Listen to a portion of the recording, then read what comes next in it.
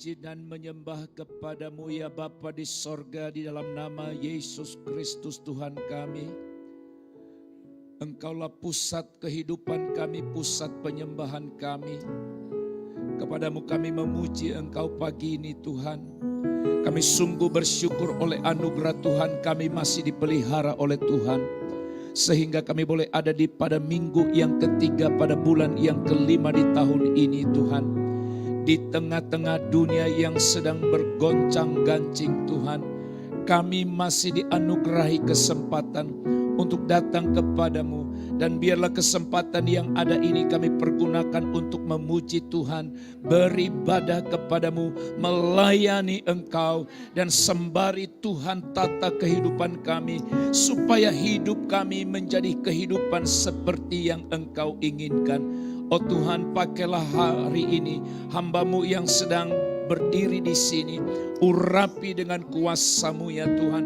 Biarlah Tuhan sucikan hati pikiran setiap kami, terlebih mulut bibir lidah hamba-Mu, untuk dapat berkata-kata mempercakapkan kebenaran pada hari ini. Berkati umat-Mu yang hadir dalam gereja ini, bahkan umat-Mu yang ada di berbagai tempat yang sedang menyaksikan ibadah live streaming ini. Terima kasih Bapa, bagi Tuhan segala puji, hormat dan syukur, kemuliaan kekal sampai selama-lamanya. Berfirmanlah Tuhan, kami siap mendengarkan Engkau. Di dalam nama Tuhan Yesus kami berdoa, kami mengucap syukur, kami sambut firman-Mu. Haleluya, haleluya, amin. Amin, amin, amin, haleluya. Silakan duduk Bapak dan Ibu yang terkasih di dalam Tuhan Yesus Kristus. Salam sejahtera bagi kita. Senang boleh berjumpa dengan Bapak dan Ibu, dan lebih-lebih pada hamba-hamba Tuhan yang ada di sini.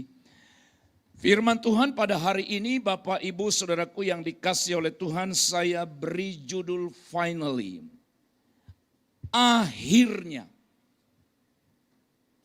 Oke, akhirnya. Bapak Ibu yang terkasih di dalam Tuhan, barangkali judul ini tidak terlalu populer, tidak sering kita percakapkan, karena selalu kita fokus pada yang ada di depan kita, fokus pada awal, tapi kita tidak pernah memperhatikan ke belakang. Ke belakang yang dimaksudkan di sini adalah akhir ujung dari perjalanan kita ke depan. Saudara-saudara yang dikasihi oleh Tuhan, yang dinilai dari sebuah tindakan, sebuah perbuatan, sebuah karya, itu adalah akhirnya. Barangkali Bapak Ibu pernah mendengarkan orang berkata begini, langkah pertama itu penting, tapi langkah akhirlah yang menentukan. Saksikanlah misalnya dalam sebuah perlombaan apapun, di awal orang boleh begitu bersemangat. Di awal seseorang yang sedang bertanding boleh begitu cepat, sebutlah misalnya naik sepeda dayung dan lain sebagainya. Di awal begitu kencang. Dan orang berkata luar biasa. Namun saudara tahu bahwa yang menentukan adalah hentakan kaki yang terakhir. Yang menentukan adalah garis akhir. Saudara-saudara, akhir dari segala sesuatu itu ditentukan dari bagaimana konsistensi kita. Konsistensi seseorang melakukan sesuatu dari awal sampai akhir. Ada orang, ada pelayan, ada umat Tuhan di awal begitu bergairah, bersemangat, tapi akhirnya. Itu sebabnya kitab Wahyu berkata apa saudara? Barang siapa setia sampai akhir, maka Tuhan berkata akan mengaruniakan kepadanya mahkota kehidupan. Semangat sekarang baik, haleluya. Tapi bagaimana mempertahankan semangat gairah hari ini supaya bisa kelak berakhir di langkah terakhir kita, atau di akhir pertandingan kita, atau kalau di situ terakhir sekali kita harus menutup mata di hadapan Tuhan apa yang kita perbuat. Saudara-saudara yang dikasihi oleh Tuhan, akhirnya itu berasal dari kata dasar akhir. Akhir. Yang artinya saudara-saudara kesudahannya. Kesudahannya. Oleh sebab itu Bapak Ibu Saudara, siapapun kita harus melatih diri untuk tidak bangga, untuk tidak sombong dengan pencapaian hari ini. Supaya tidak sombong, supaya tidak membanggakan diri dengan apa yang kita bisa kerjakan hari ini. Walaupun itu penting, tapi bagaimana mempertahankan yang ada sekarang ini, membawanya sampai pada titik terakhir di mana Tuhan berkata, sabaslah hai hambaku yang baik dan setia. Pertanyaannya saudaraku adalah, pada akhirnya apa sebenarnya yang dituntut oleh Tuhan dari kita? Akhirnya, apa yang Tuhan mau saya lakukan? Saudara lakukan. Saya temukan dan saya cari beberapa ayat di dalam Alkitab. Menemukan hal ini dan ingin saya sampaikan hari ini kepada Bapak Ibu. Yang pertama, akhirnya bersukacitalah di dalam Tuhan. Filipi pasal yang ketiga ayat pertama bagian A berkata demikian. Akhirnya saudara-saudara bersukacitalah dalam Tuhan. Banyak hal yang mungkin saudara bisa lakukan, bisa raih, bisa kerjakan.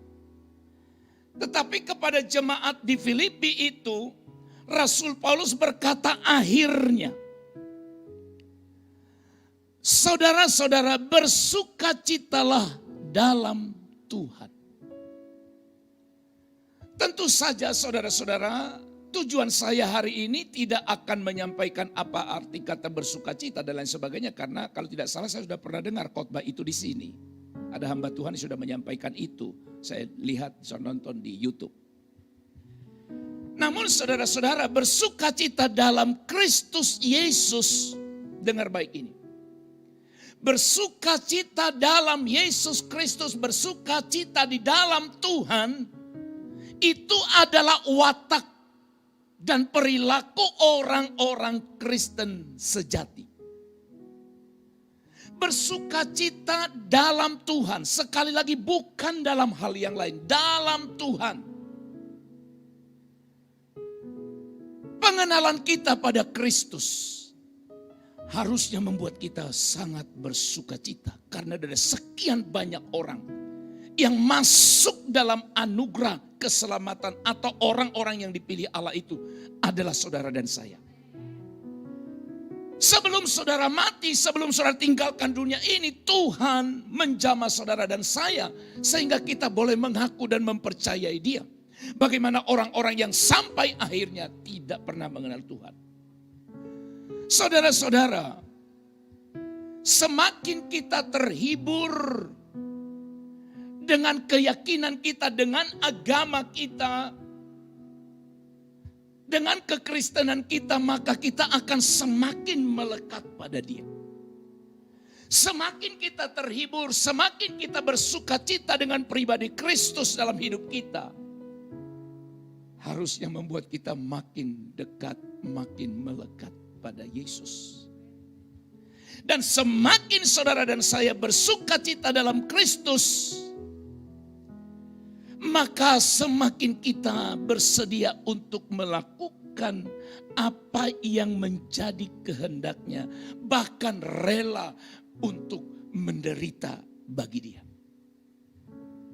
Sukacita kita akan pribadi Allah. Sukacita kita akan pribadi Kristus seharusnya membuat kita makin bersedia melakukan apa yang Dia mau di dalam kehidupan kita. Jadi garis bawahi kata di dalam ayat itu, akhirnya bersukacitalah dalam Tuhan. Yang kedua, akhir yang kedua, dalam 2 Korintus pasal yang ke-13 ayat 11, firman Tuhan berkata, akhirnya saudara-saudaraku bersukacitalah. Ini kita sudah sebut di awal. Tapi yang kedua, akhirnya usahakanlah dirimu supaya sempurna. Usahakanlah dirimu. Kalau kita baca ayat ini bisa berbunyi, akhirnya saudara-saudaraku, usahakanlah dirimu supaya sempurna. Sempurna itu sesungguhnya yang dimaksudkan di sini adalah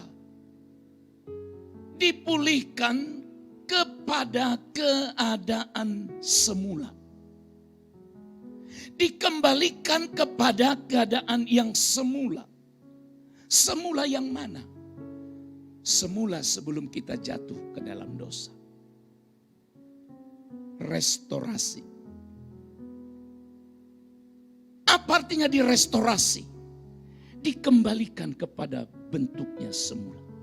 Dibawa kepada kebenaran yang sesungguhnya. Itu restorasi. Saudara-saudara, dalam Matius pasal 5 ayat yang ke-48, firman Tuhan berkata demikian, karena itu haruslah kamu sempurna. Sama seperti Bapamu yang di sorga adalah sempurna. Suatu saat ada orang bertanya, mungkin juga pertanyaan ini pernah saudara tanyakan atau pernah orang bertanya kepada saudara pertanyaan yang sama. Pertanyaannya adalah begini, apakah kita mungkin menjadi sempurna? Kita sudah berdosa. Apakah kita mungkin? Sementara firman itu berkata bukan pilihan. Dalam Matius pasal 5:48 itu bukan pilihan untuk sempurna. Bukan pilihan, Pak. Sekali lagi dengar, bukan pilihan. Mau tidak mau, oh kalau mau lakukan, kalau tidak enggak. Enggak. Yang benar di sana ada kata haruslah kamu. Ada kata harus, berarti bukan pilihan. Suka atau tidak harus. Saudara-saudara, bisakah seseorang menjadi sempurna? Mari kita lihat. Memang saudara-saudara adalah menjadi kewajiban bagi seorang percaya, bagi orang Kristen untuk menginginkan atau mengarahkan diri atau berusaha hidup sempurna dalam anugerah dan kekudusan Allah. Oke, saya ulang. Harusnya setiap kita mengarahkan diri, berusaha hidup sempurna dalam anugerah dan dalam kekudusan. Nah, dalam konteks ini, teks ini saudara, kesempurnaan Allah. Ketika dikatakan hendaklah kamu sempurna seperti Bapamu, sempurna dalam hal apa? Kesempurnaan Allah yang pertama itu adalah dalam hal mengampuni kesalahan. Kesempurnaan Allah itu juga dalam hal menolong orang asing. Berbuat baik kepada orang yang jahat dan yang tidak tahu berterima kasih sekalipun. Allah berbuat baik, Yesus melakukan itu. Maka saudara-saudara, semua ini merupakan kewajiban kita supaya kita menjadi sempurna seperti Dia. Kasih contoh, mengampuni itu tidak mudah. Tapi itu bukan pilihan, mengampuni itu bukan pilihan, keharusan. Kenapa seringkali saudara mendoakan atau berdoa, menyebut doa Bapa kami? Itu jadi seringkali diantara kita itu hanya sebatas lip service semata. Ampunilah kami seperti kami juga mengampuni orang yang bersalah kepada kami. Bukan orang benar. Bukan mengampuni orang yang baik. Orang yang bersalah kepada saudara dan saya harus rela mengampuni. Allah Allah mengampuni kita, berarti Allah sempurna dalam hal mengampuni. Maka saudara dan saya pun sesungguhnya harus sampai ke situ. Kalau Allah mengampuni, dengar. Kalau Allah mengampuni, siapa saudara dan saya tidak mau mengampuni? Siapa kita? Allah saja mengampuni saudara dan saya. Maka saya pun wajib mengampuni orang yang bersalah. Oh, mungkin saudara berkata, bukan saya yang salah Pak, dia yang salah. Oh, boleh Bapak berkata begitu, tapi saya merasa sakitnya Pak, kecewanya saya Pak. Saya tidak mau tahu dengan itu. Tapi yang Alkitab berkata apa? Ampuni dia, sebagaimana Bapak juga sudah mengampuni kita. Nah, kesempurnaan Allah itu saudara-saudara merupakan kewajiban kita supaya menjadi sempurna seperti Dia, menjadi serupa dengan Dia. Akhir yang kedua, kita harus menjadi sempurna. Yang ketiga, kebenaran yang ketiga, akhirnya pikirkanlah hal-hal yang baik. Saudara-saudara, Filipi pasal 4 ayat 8. Perhatikan kata jadi akhirnya. Saudara-saudara, semua yang benar, perhatikan baik. Semua yang benar, semua yang mulia, semua yang adil, semua yang suci, semua yang manis, semua yang sedap didengar, semua yang disebut kebajikan dan patut dipuji. Pikirkanlah semuanya itu. Akhirnya pikirkanlah semuanya itu. Semuanya itu seperti yang sudah dikatakan di atas. Saudara-saudaraku yang dikasih oleh Tuhan, memang kita tidak bisa membaca ayat 8 saja tanpa melihat ke bawah di ayat 9. Saudara-saudara, agar dapat mengalami damai sejahtera, itu di ayat 9.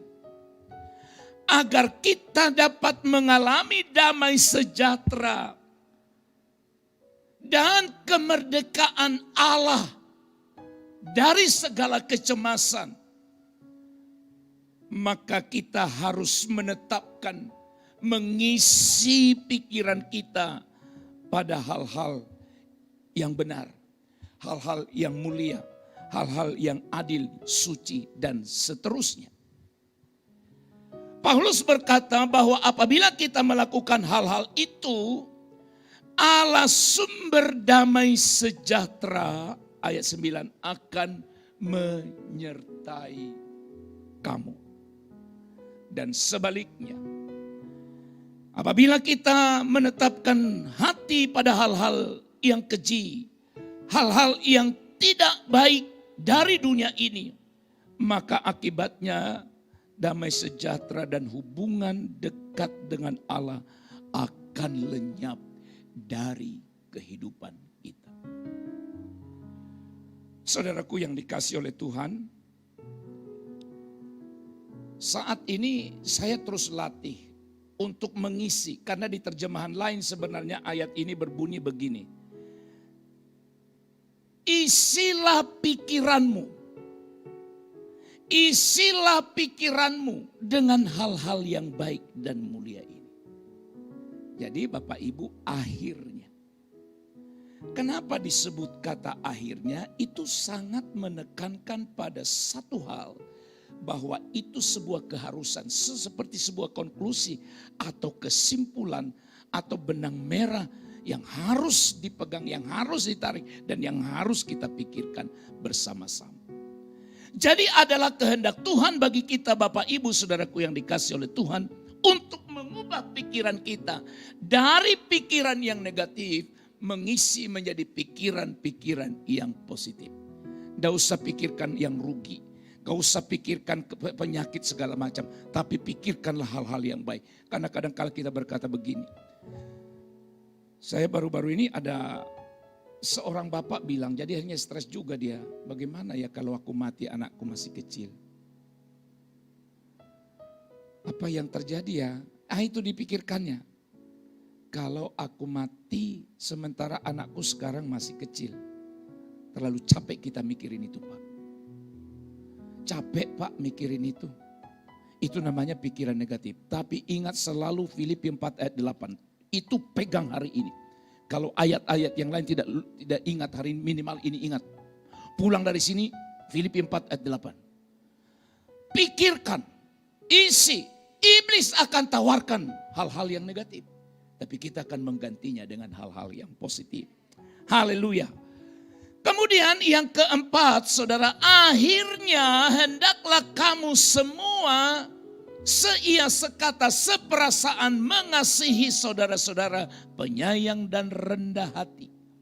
1 Petrus pasal 3 ayat 8 berkata, dan akhirnya hendaklah kamu seia sekata, klik sekali lagi, seperasaan mengasihi saudara-saudara, penyayang dan rendah hati.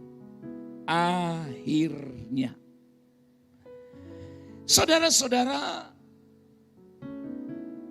mau apapun saudara komentari, mau apapun pendapat saudara, memang Alkitab sudah bilang begitu, Pak. Bahwa orang Kristen itu harus berusaha seia sekata dalam perkara-perkara besar, dalam perkara-perkara keimanan kita, kasih sayang yang nyata. Mudah enggak ini, Pak? Tidak mudah. Tidak usah jauh-jauh, suami istri di rumah. Hanya untuk menyekolahkan anaknya di mana. Baru itu, Pak, baru itu. Mamanya, istrinya bilang, nggak sekolah jurusan inilah, Pak. Karena anaknya bilang, terserah papa aja, terserah mami aja. Aku ikut papa mami, mau sekolah apa aku siap. Bapaknya bilang kau sekolah jurusan ini, mamanya bilang ini. Ini. Artinya tidak mudah. Apalagi dalam satu komunitas yang lebih baik, komunitas yang lebih besar. Contohnya dalam pelayanan kita di sini, gereja kita. Di mana-mana kita tidak menemukan ada orang yang 100% seia sekata. Tapi sekali lagi seperti tadi saya katakan, mau ngomong apa terserah. Apa komentar saudara silakan. Tapi Alkitab yang menandaskan. Saudaraku yang dikasih oleh Tuhan, kekristenan kita menghendaki sekali lagi, kekristenan kita menghendaki. Supaya kita memiliki rasa belas kasihan terhadap orang-orang yang lain. Terhadap orang-orang yang kesusahan, berlaku sopan terhadap semua orang. Seperti dikatakan tadi, penyayang dan rendah hati menganggap orang lain lebih utama daripada diri kita. Alkitab bilang begitu, Pak. Kalaupun saudara berkata saya tidak sependapat, saya tidak setuju, itu kebenaran. Tapi hari ini kita harus percakapan kata akhirnya bahwa kita harus, sekali lagi, harus memiliki rasa belas kasihan, seia sekata, seperasaan, mengasihi saudara-saudara, penyayang dan rendah hati. Selalu kita berkata, dia lebih perlu, dia lebih hebat, dia lebih utama daripada diriku. Kalau tanpa dia aku juga tidak bisa apa-apa. Tunjukkan sikap kerendahan hati di dalam kehidupan kita, dalam gereja kita, dan dalam pelayanan kita. Yang terakhir, 2 menit terakhir. Boleh 2 menit ya? Oke. Akhirnya, hendaklah kamu kuat di dalam Tuhan. Efesus pasal 6 ayat yang ke-10 berkata, akhirnya, hendaklah kamu kuat di dalam Tuhan, di dalam kekuatan kuasa-Nya. Hendaklah kamu kuat di dalam Tuhan. Saudara, kita sekarang sedang berada di satu masa yang tidak mudah. Harus kita akui itu. Tetapi saudara-saudara, kebenaran ini menuntun kita, mengajak kita untuk sampai ke sana. Apa itu? Kita akan sanggup berhadapan mengatasi segala sesuatu pergumulan dalam hidup kita. Kalau kita kuat di dalam Tuhan. Dalam perjalanan menuju ke sorga, Kita kan semua sedang menuju ke sana, amin. Nggak ada yang menuju ke tempat lain. Kalau ada menuju ke tempat lain, tempatnya bukan di sini. Seharusnya semua kita yang ada di sini hanya satu tujuan kita. Langkah kita sama, menuju ke sana. Kemana? Ke sorga. Dalam perjalanan kita menuju ke sorga, kita harus banyak berjuang untuk menerobos setiap penghalang kita. Dan dibutuhkan apa yang disebut dengan kekuatan rohani dan keberanian dalam kita berhadapan atau menghadapi apa yang disebut dengan peperangan rohani. Memang saudara kita tidak memiliki cukup kekuatan dari diri kita sendiri. Itu sebabnya Paulus katakan kamu kuat di dalam Tuhan. Kita kuat di dalam Tuhan, masalah boleh ada tapi kita bisa atasi. Tantangan boleh ada tapi karena kita kuat di dalam Tuhan, kita bisa mengatasinya, kita bisa menghadapinya. Makanya saya heran, ada orang berkata kenapa tidak beribadah, kenapa tidak ke gereja, banyak masalah. Heran saya, seharusnya orang semakin banyak masalah, semakin dia dekat dengan Tuhan. Semakin dia menggapai hadirat Allah, itu yang seharusnya. Jadi saudaraku, kalau engkau berkata terlalu banyak masalah yang kuhadapi, itu sebabnya aku tidak beribadah. Justru ketika engkau berhadapan dengan sejumlah pergumulan persoalan hidup, Paulus berkata, akhirnya hendaklah kamu kuat di dalam Tuhan. Tantangan boleh ada, pergumulan boleh ada. Tapi kalau kita kuat di dalam Tuhan, Tuhan akan memampukan kita untuk mengatasinya. Amin.